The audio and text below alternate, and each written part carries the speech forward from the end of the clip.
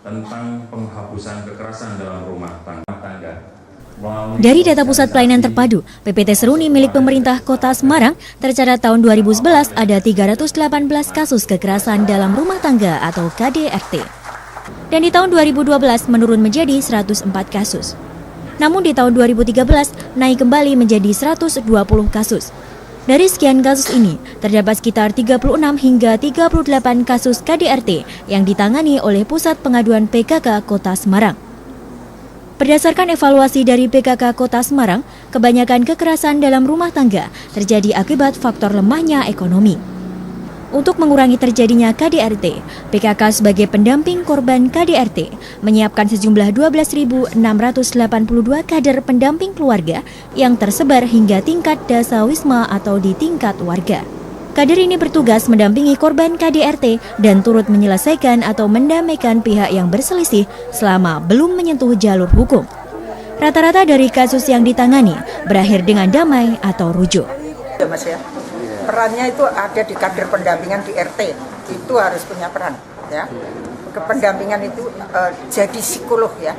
Supaya ibu yang terkena itu berani curhat.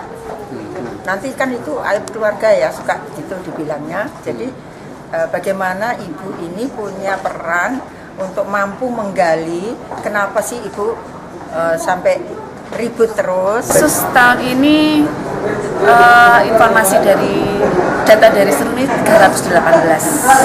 Tetapi untuk yang ditangani PKK sendiri selama 2011, 2012, 2013 itu ada sekitar 36 kasus.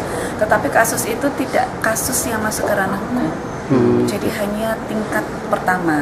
Karena kan untuk kader pendamping kami sampai ke tingkat kader pendamping sampai ke dasawisma, karena kan di Pokja 1 itu kan istilahnya warga.